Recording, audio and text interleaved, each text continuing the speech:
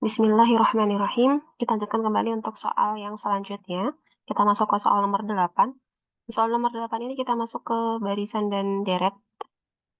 Di sini kita punya barisan geometri ya. Diketahui barisan geometri dengan suku ke-1 itu adalah 80 dan suku ke-5 adalah 5. Suku ketiga adalah, nah jadi untuk pembahasan soal selanjutnya ini Umi sudah langsung membuat coretan untuk jawabannya ya, karena untuk video sebelumnya itu belum Umi buat coretan, sepertinya durasinya terlalu panjang, jadi Umi sudah buat coretan sehingga bisa langsung Umi jelaskan ya.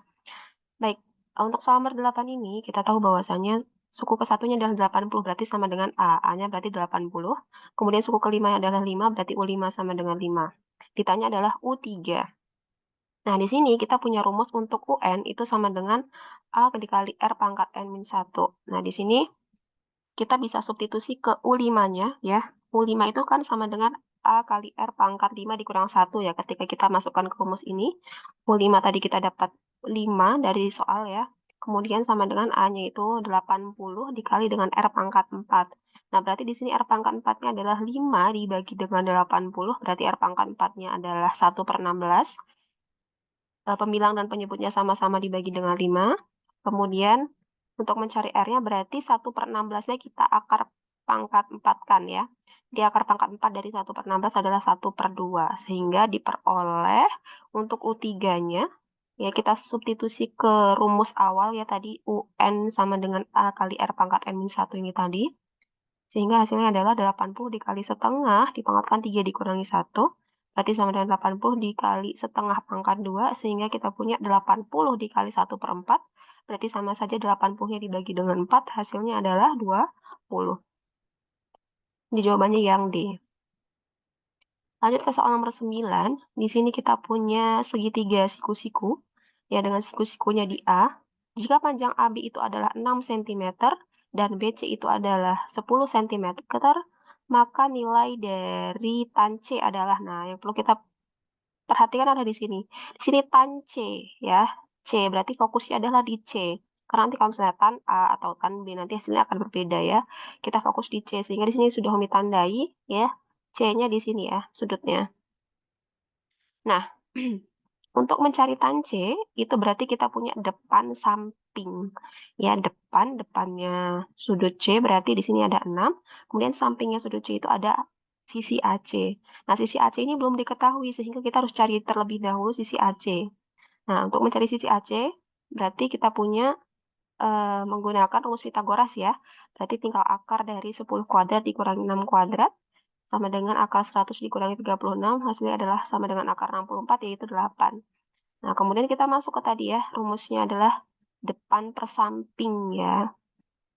Jadi kita tinggal punya di sini 6 per 8 ya tanjenya. Berarti kita sederhanakan lagi. Pembilang dan penyebutnya sama-sama dibagi dengan 2, hasilnya adalah 3 per 4. Lanjut soal nomor 10. Di sini kita punya nilai sin 270 ditambah 30. Nah, di sini kan bentuknya sin ya. Sin 270 ditambah 30. Di sini itu bentuknya adalah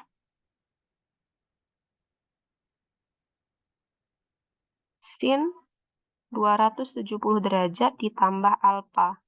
Nah, kalau sin 270 derajat ditambah alfa, itu dia akan mengalami perubahan bentuk trigonometrinya. Jadi, dari sin jadi cos. Ya, kan waktu itu pernah mengajarkan ya, yang tidak mengalami perubahan itu kalau dia sin alfa, sin 180 min alfa, sin 180 plus alfa, dan sin 360 min alfa ya. Begitupun dengan cos tangen, kotangen, kosekan gitu ya. Itu tidak akan berubah di sudut-sudut yang tadi relasinya sudah kami sebutkan. Tapi kalau misalnya kita punya yang 90 min alfa, kemudian 90 plus alfa, 270 plus alfa, kemudian 270 min alfa, itu dia akan mengalami perubahan. Yang tadinya sin jadi cos, yang tadinya cos jadi sin, yang tadinya tangen jadi kotangen. Kalian bisa buka lagi di buku semester 1 di bagian trigonometri, di subbab relasi trigonometri ya, di sana kalian bisa lihat. Nah, karena ini ada di kuadran 4 ya, 270 ditambah alfa ini kan berarti kan dia daerahnya ada di kuadran 4. Berarti di sini kita punya min cos ya, karena sin kalau di kuadran 4 kan negatif ya, jadi min cos tinggal kita ambil alfanya ya. Berarti didapat kalau misalnya alfa di sini kan 30 ya, berarti min cos 30 derajat gitu.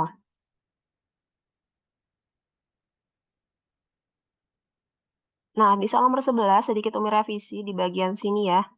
Kalau misalnya kita cari dengan menggunakan di sini soalnya 2pi/6, maka nanti tidak muncul hasil menggunakan pilihan yang ada di sini. Sehingga di sini Umi ubah soalnya menjadi cos pi/6 gitu ya. Punya kalian tidak diubah tidak masalah. Yang penting kalian tahu bagaimana sistematika penyelesaiannya.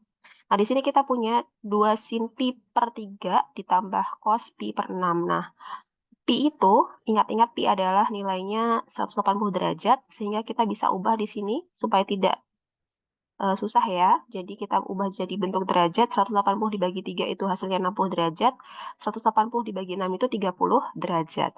Kemudian 2 dikali sin 60 derajat berarti 2 dikali setengah akar 3, karena nilai dari sin 60 derajat itu adalah setengah akar 3.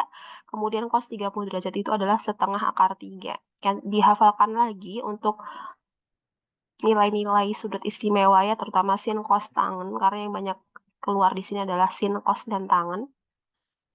Nah, di sini tinggal kita operasikan. 2 dikali setengah akar 3, berarti 2-nya bisa kita bagi ya. Di sini 2 dibagi dengan 2, hasilnya 1, berarti tinggal akar 3. Akar 3 ditambah dengan setengah akar 3. Ingat-ingat, kalau bentuk akar yang bisa dioperasikan penjumlahan dan pengurangan itu hanya ketika bentuk akarnya itu nilainya sama ya, bisa akar 3, berarti di sini juga akar 3, misalnya akar 2, akar 2. Ini kalau misalnya di sini akar 3, di sini akar 2 bagaimana? Ya tidak bisa dioperasikan. Jadi kalau tidak bisa dioperasikan ya apa adanya seperti itu saja gitu. Nah, kebetulan di sini alhamdulillahnya sudah sama ya, memang sama gitu hasilnya. Jadi akar 3 dan akar 3 tinggal kita samakan penyebut kemudian kita jumlahkan. Kan ini sama saja dengan 1 ya. 1 kalau disamakan penyebut menjadi 2 kan jadinya 2/2. Ya sudah, 2 ditambah 1 kan 3 ya, berarti 3/2 akar 3.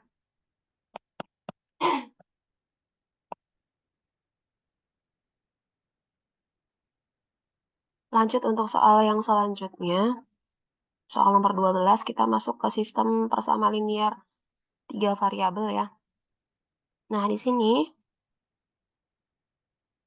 kita punya soal jika X, Y, Z merupakan solusi dari sistem persamaan linear 3 variabel, ini persamaannya ada persamaan 1, persamaan 2, dan persamaan 3, maka X, Y, Z adalah, jadi kita mencari nilai X-nya berapa, Y-nya berapa, dan Z-nya berapa. Oke, yang pertama adalah kita eliminasi dulu persamaan 1 dan persamaan 2. Jadi kalau misalnya dia bentuknya lengkap seperti ini ya, dari masing-masing ketiga persamaan itu ada 3 variabel ya, masing-masing ada 3 variabel, baik persamaan 1, 2, ataupun 3, kita bisa eliminasi satu persatu ya, maksudnya eh, jadi 2 paket ya. Misalnya persamaan 1 dan persamaan 2, kemudian nanti eliminasi persamaan 2 dan persamaan 3.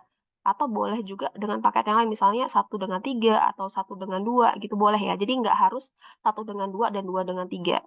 Boleh juga dengan paket yang lain gitu. Jadi tapi di sini Umi ambil secara umum aja ya, yang bisa digunakan itu persamaan 1 dan 2, kemudian baru 2 dan 3 ya.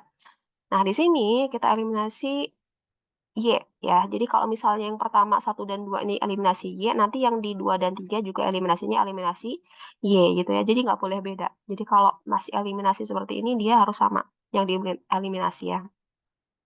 Nah, di sini kenapa Umi ambil yang eliminasi Y? Karena di sini dia koefisiennya sudah sama-sama 1 ya. Walaupun satunya plus 1, satunya minus 1 nggak masalah. Yang penting bilangannya sama. Ya. Kita fokus ke bilangannya, bukan tandanya dulu. Jadi supaya nanti bisa langsung kita eliminasi. Nah, Y sama min Y ya, dengan min Y ini supaya dia menjadi 0 kan berarti ditambah ya. Y ditambah negatif Y kan jadinya 0 ya. Hati-hati untuk tanda di sini tidak selalu min, tapi menyesuaikan dengan tanda dari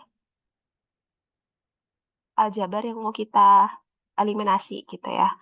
Jadi kalau misalnya di sini Y sama Y, ya berarti di sini tandanya kurang. Tapi karena di sini satunya plus satunya min, di sini tandanya tambah.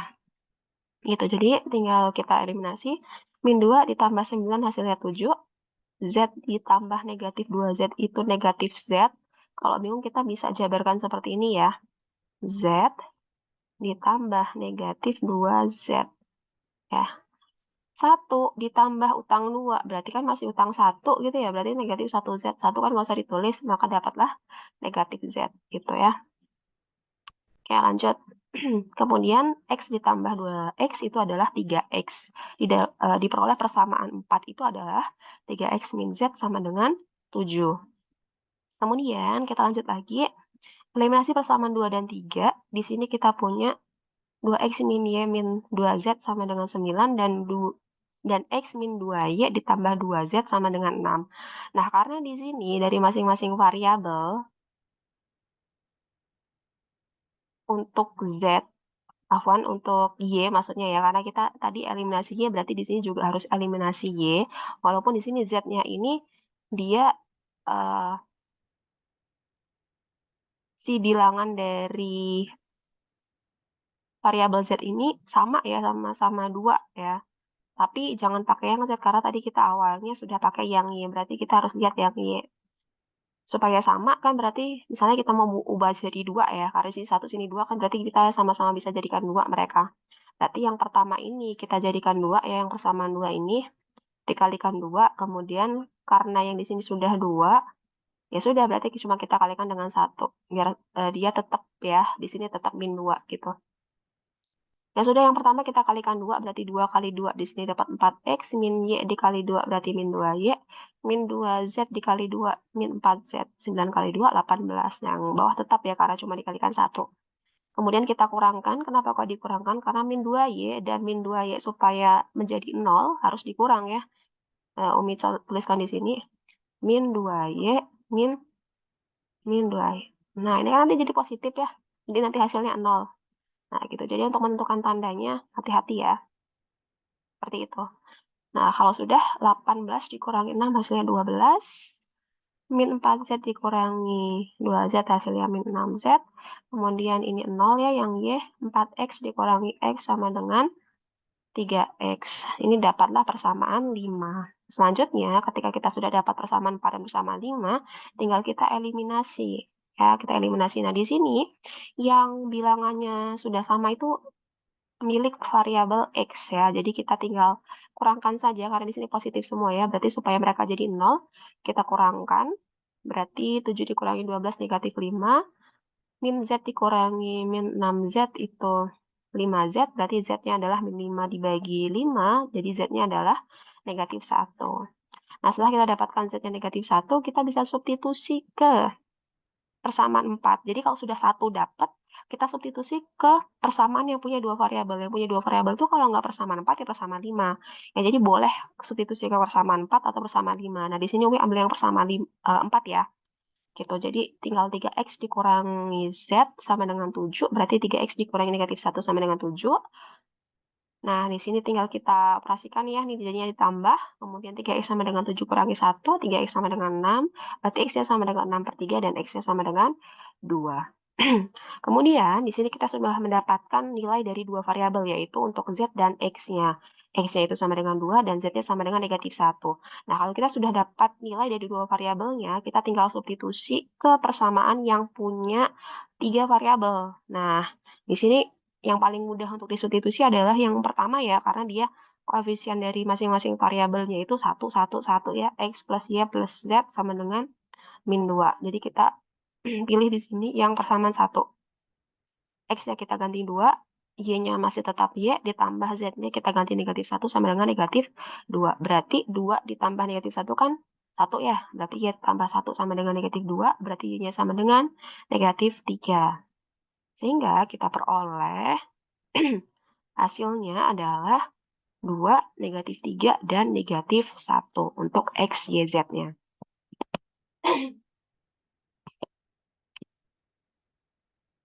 Kita lanjut lagi ke nomor 13. Nomor 13.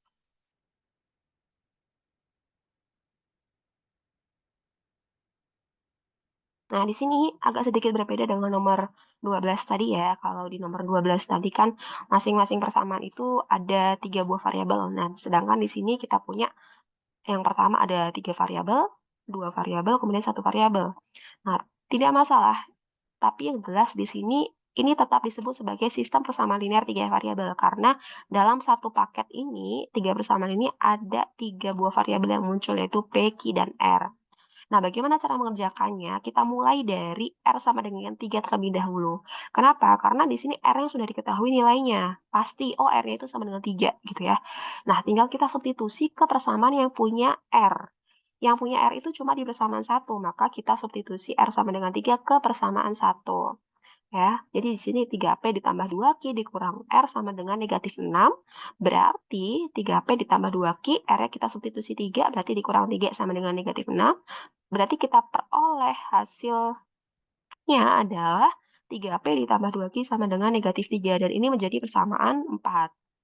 Setelah itu, kita bisa eliminasi persamaan 2 dan persamaan 4. Kenapa?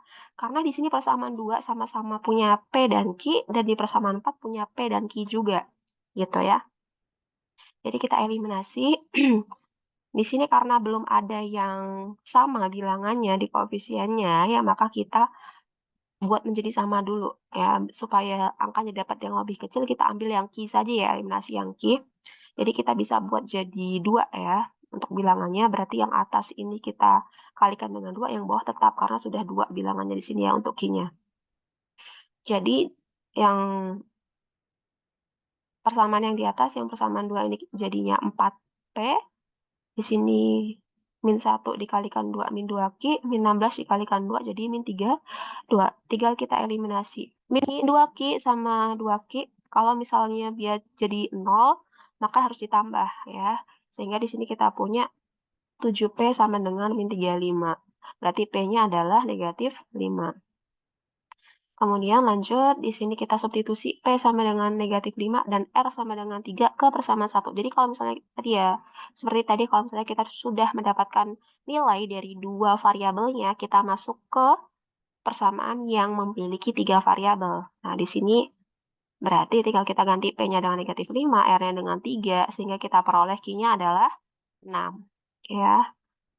Nah, pertanyaannya di sini adalah P ditambah Q ditambah R. Berarti tinggal kita jumlahkan masing-masing nilai dari variabel yang sudah kita dapatkan tadi. Di sini kita punya P-nya adalah min 5, Q-nya 6, R-nya 3. Tinggal kita jumlahkan, hasilnya adalah 4.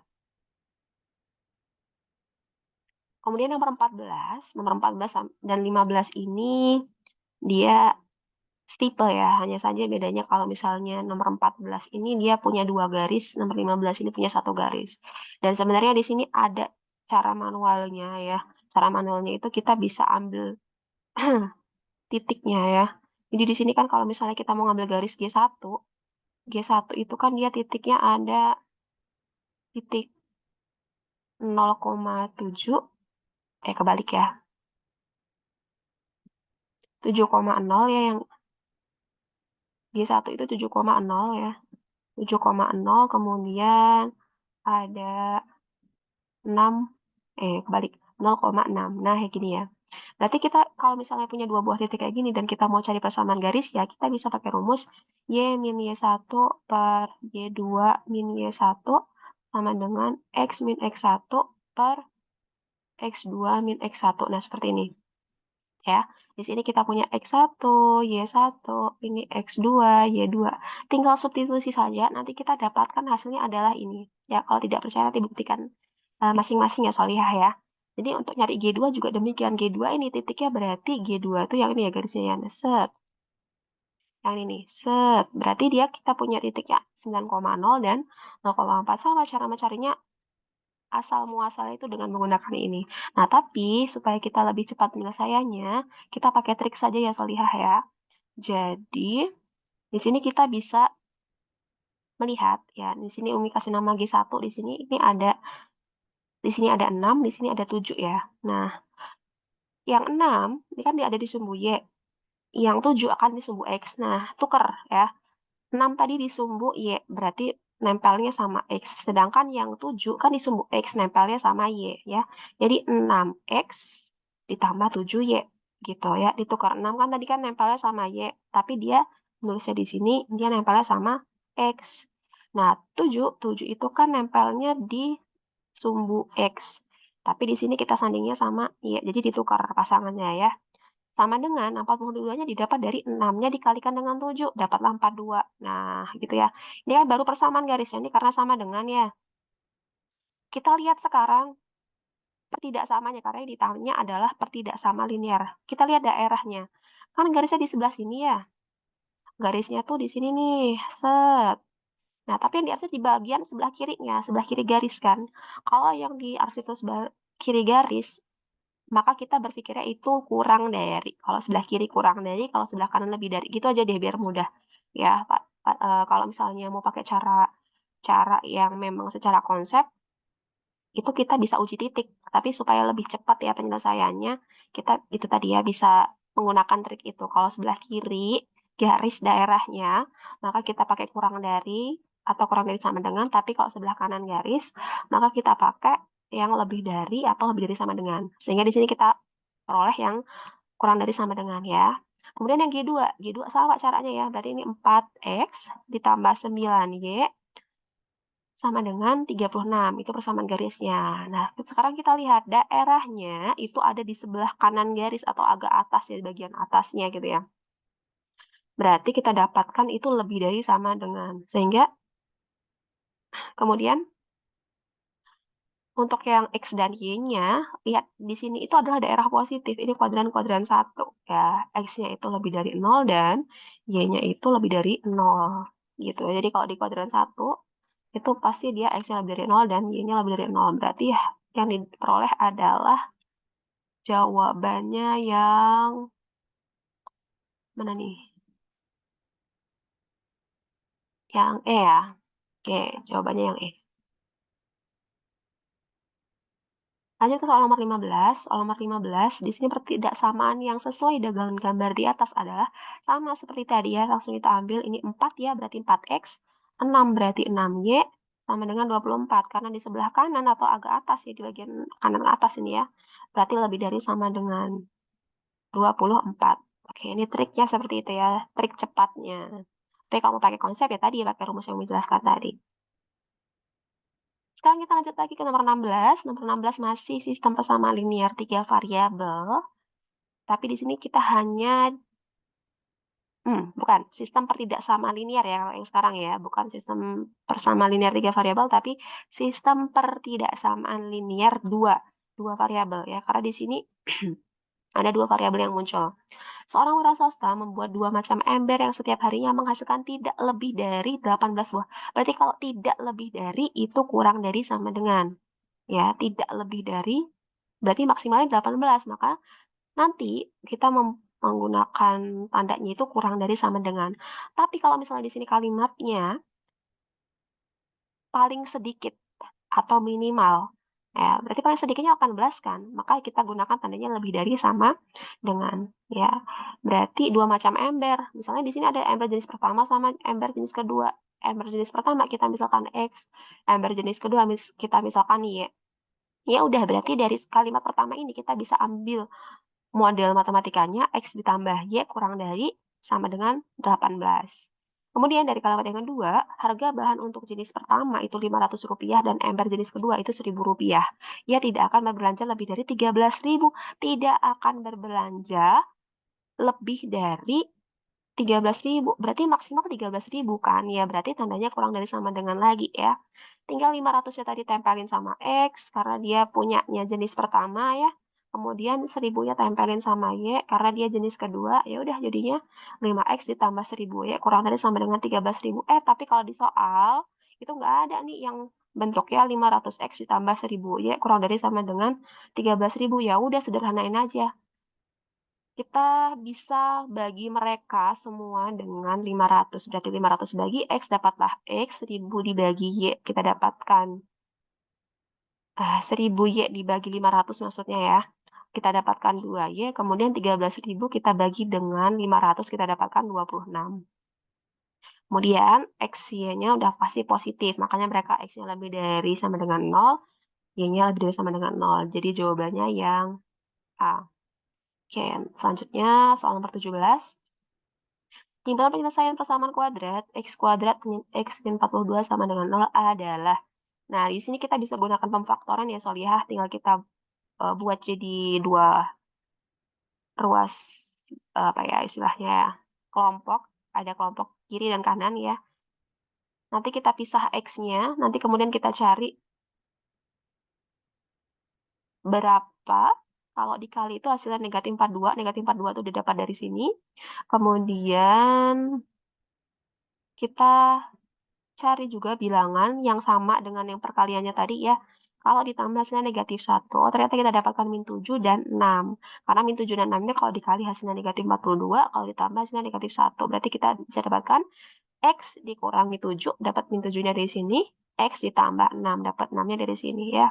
X-nya dari mana? X-nya dari pemecahan ini tadi ya. X-nya dipecah X kuadrat dipecah jadi 2.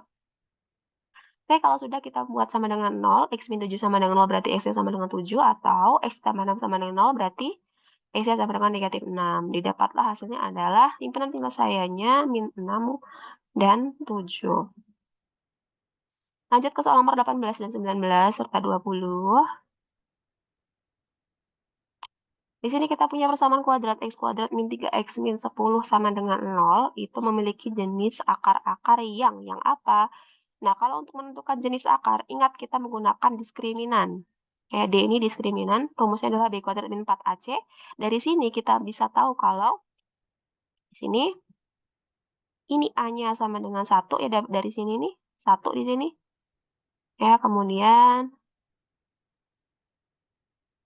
kita punya B-nya itu sama dengan negatif 3 dari sini.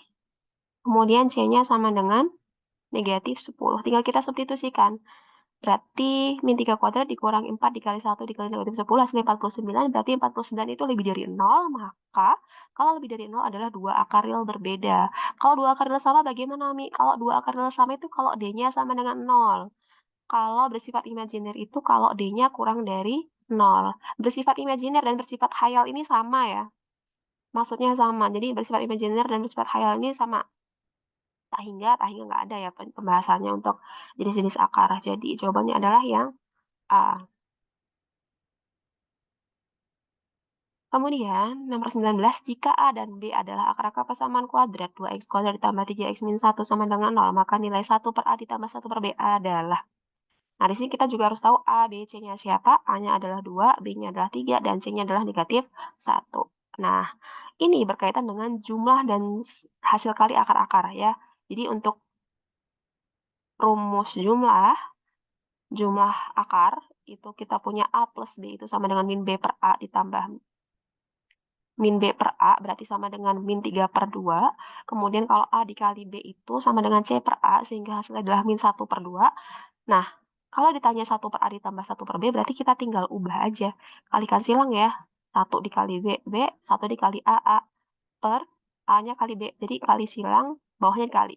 Nah, gitu aja ya. Kalau misalnya operasi penjumlahan atau pengurangan pecahan, bisa pakai trik itu ya. Bisa ya, pakai trik kali silang untuk menyamakan penyebutnya. B tambah A sama A tambah B sama aja ya. Bisa kita bolak-balik begini. Nah, jadi kita punya min 3 per 2 dibagi dengan 1 per 2. Per-nya di sini ya. Per di sini kan sama aja dibagi ya, yang bagi di sini nih. Nah, kalau pembagian dengan pecahan, berarti kan kita bisa ubah jadi perkalian.